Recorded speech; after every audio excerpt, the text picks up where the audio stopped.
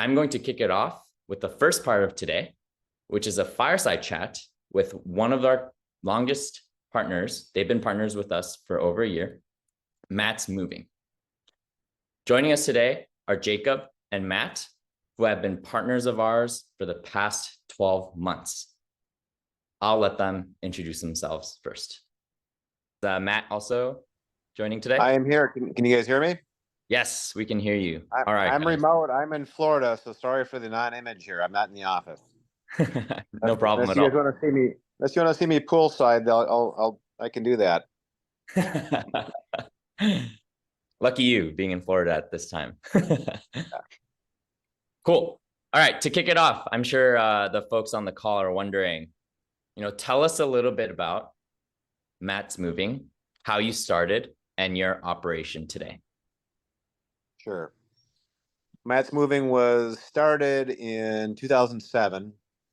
I would say informally formed as an LLC in 2008. I started with the idea of just making some extra cash. I was in real estate and the mortgage industry prior to that. And when that recession started, I would call it in late 2007, I started advertising for moving with a Craigslist ad, actually. My technology then was a Post-it note, the customer's name, a phone number, and an address to go to. My first jobs were booked, and I had no equipment. I had no movers. I had no truck. So I found other movers that would do the job alongside me, and I'd make a spread on top of them. A few jobs into it, I found a guy that knew what he was doing, and we had some equipment. We'd rent a truck, and we'd do jobs together. We did that for a few months. So after a few months, I bought my first truck and bought equipment and started running. After about a year, it took off. I mean, it was a lot of pounding pavement, as they say, and just I actually had built my own website and started my own directory listings online, and all that marketing started on my own. And after about a year, I just really started moving. I was working every single day. Within the next 2 years, I had 6 trucks, and now we're up to 15 years later and 25 trucks. Wow. All through some very educational, I'll call it, and some painful times of technology development and what to do and what to use to streamline and grow and keep things efficient. And now we're at Supermove. We were in Access for about a good Microsoft Access for a good, I don't know, 10, 12 years. And we all grew that. We've been outgrowing Access for many years. We couldn't find a new solution that was tailored to how we operated at Matt's Moving. So Juan Juden and I had a conversation. I love the fact that each user could have their own environment in the sense of some customization. So I was impressed by that, and we run a little differently than a lot of moving companies, but Juan June and his team were able to customize that, and it's working very well for us, and we're doing really well. Awesome. Yeah, tell us a little bit more about that. So it sounds like you were on a Microsoft Access system, so you probably customized that and built that yourself. And then you talked to us in between. I'm sure you talked to some of the other moving company software providers out there. Yeah, tell us a little bit about that transformation, how you made that decision. Well, the fact that Access is a locally hosted database, going remotely was hard. We were able to add in some features, I'll call them that, tied to web forms that would send from Access, but it was very buggy, it was very slow, and it worked, and it got us to what we needed to do, and it was ever ongoing changes and development and bugs that we had to deal with. That was the problem. But we were reaching out to other, moving company softwares for, I don't know, a couple, 3, 4 years. I had started my own, thought I was going to build my own software to run Matt's, and I would say I failed at that miserably because of what I was told. I'm not a programmer, and I was told by some programmers that they could build it themselves, and come to find out, hundreds of thousands of dollars later, we had to go to a pre-built system. So it's been an educational process, I'll call it, and I'm happy we're now with a pre-built software that's managed by someone else and paid for by someone else.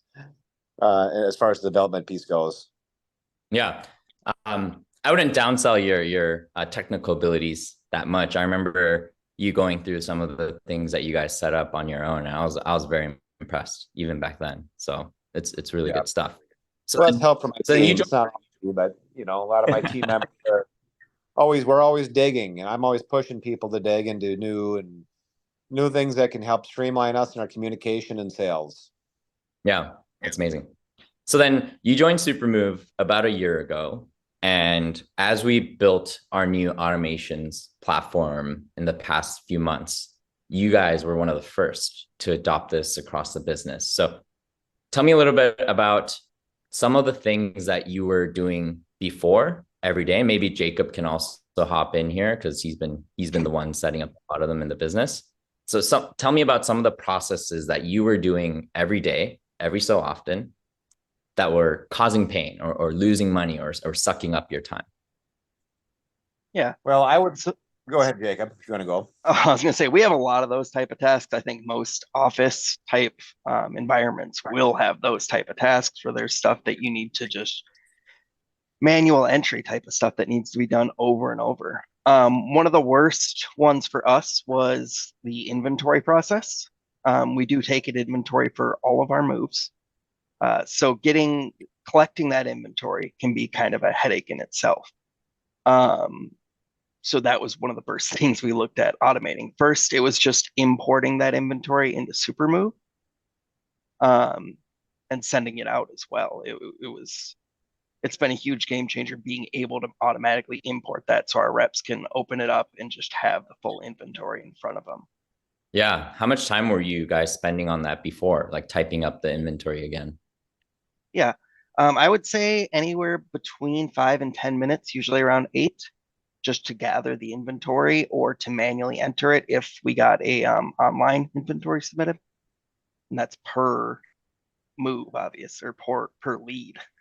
Yeah. Yeah. And that adds up, especially at your volume, of course. Yeah. So then it sounds like you had this like burning initial thing that you just wanted to automate away from your team to free up time for your team.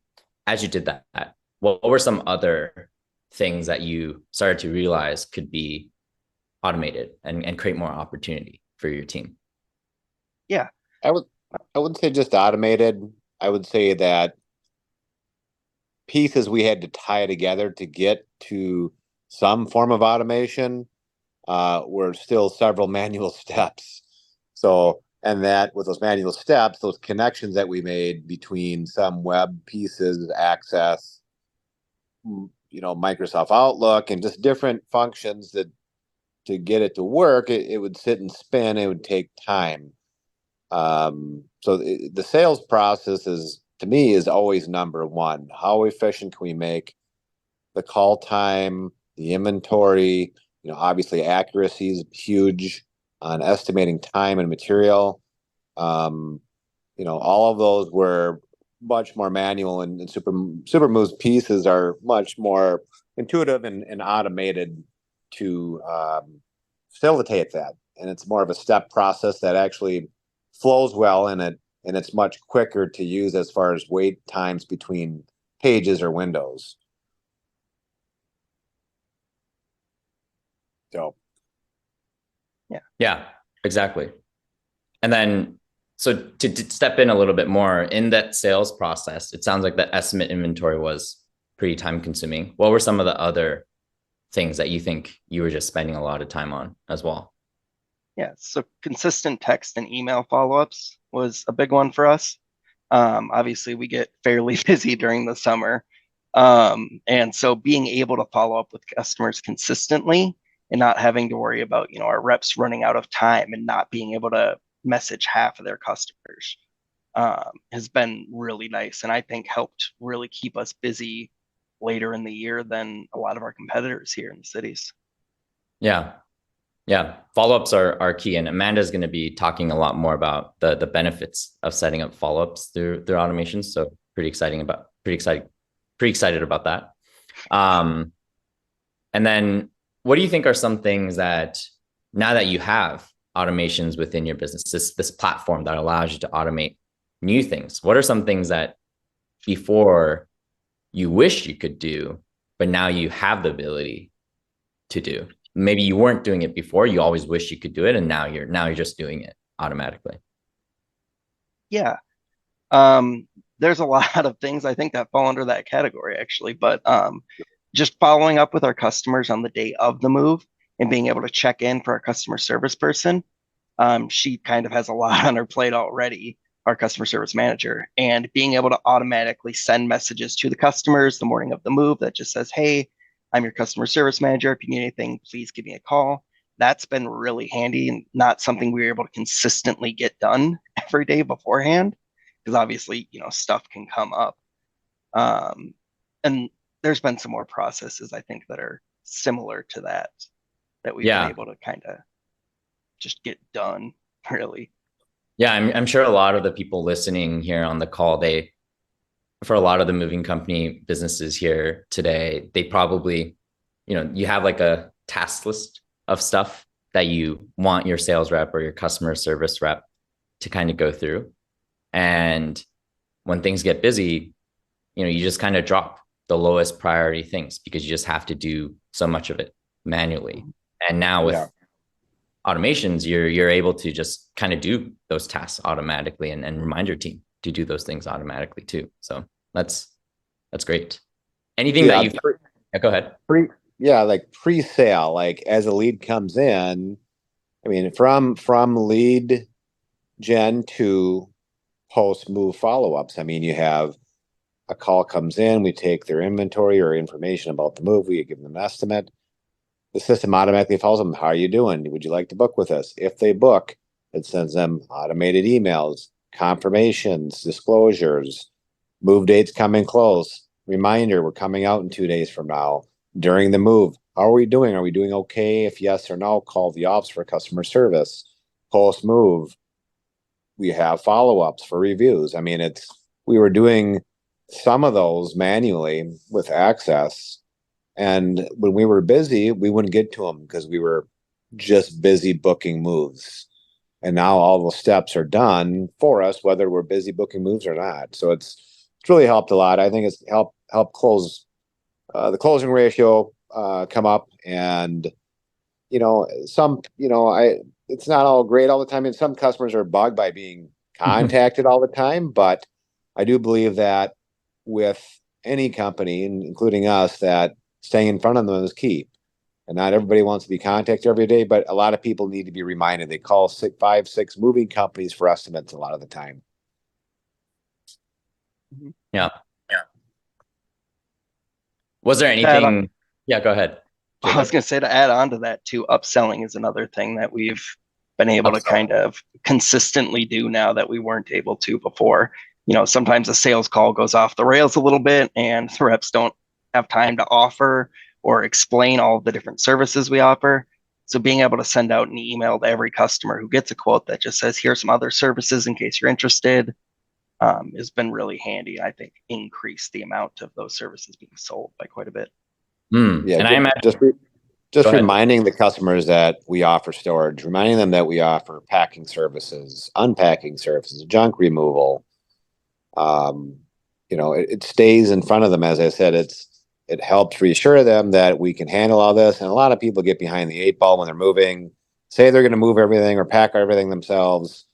They get to half of it, we show up and it's not packed. Now, if they're reminded that we're going to pack or we can pack, now they call us more often looking for, "Hey, we're behind. We need some help. We just saw your text come through. You guys offer packing. Can you guys come out tomorrow?"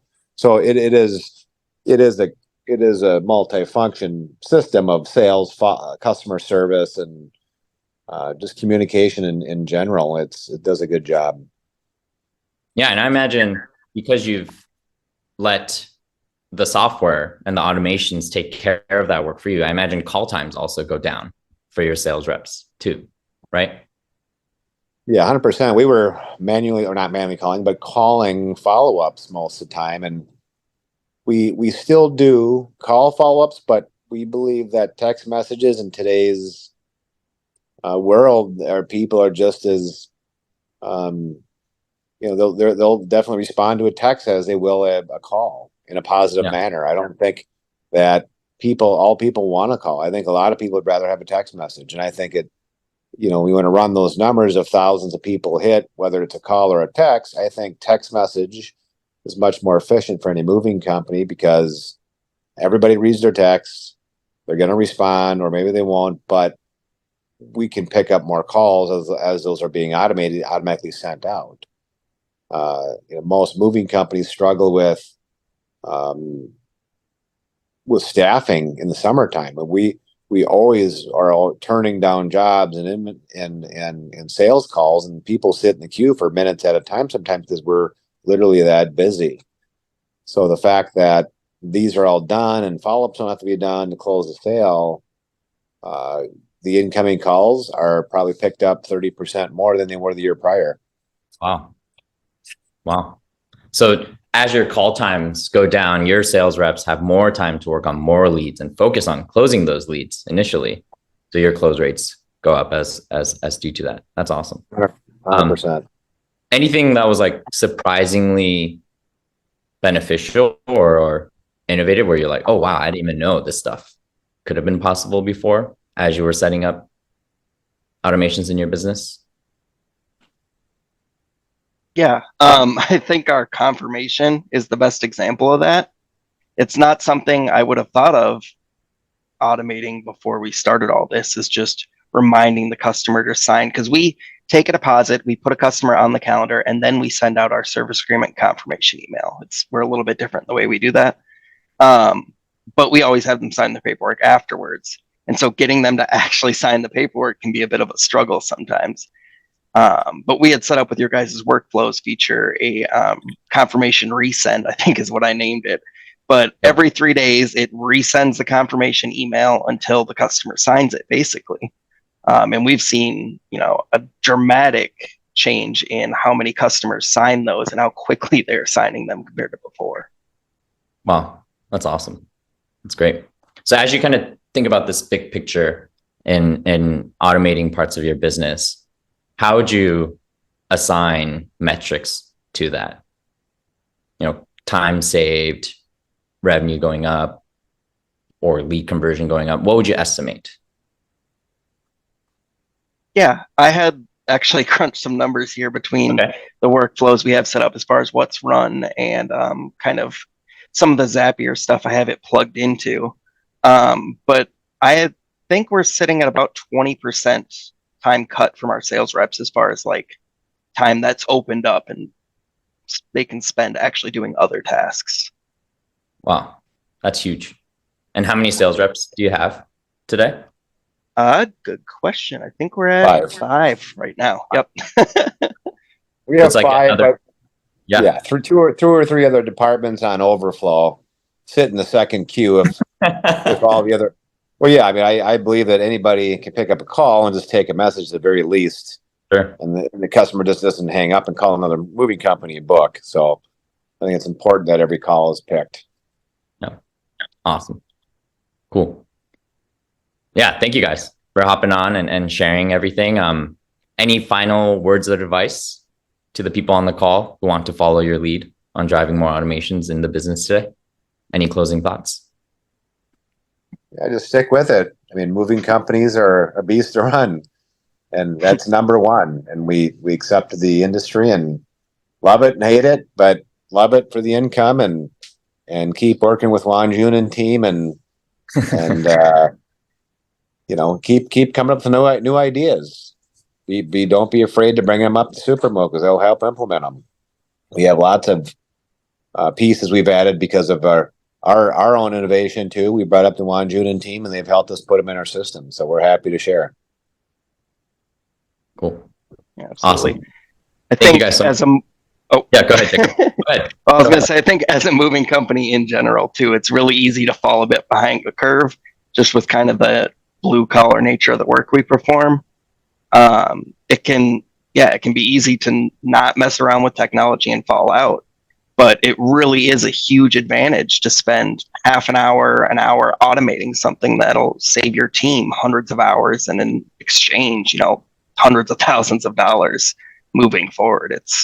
It can be a little bit daunting when you first start looking at some of the features and stuff, but just getting in there and messing around even with little things. One of our smallest automations took me like 5 minutes to set up, and it's just we have a work ticket Slack channel, just posting those work tickets as moves book. It didn't take me long at all to set up. It only saves the reps like 30 seconds a call, but that really adds up over the course of 6 months. Yeah, that's awesome. Cool. Thank you guys so much. Love being your partners. Thank you for being on this call, and yeah, appreciate your time. Thank you guys. Happy to help you guys.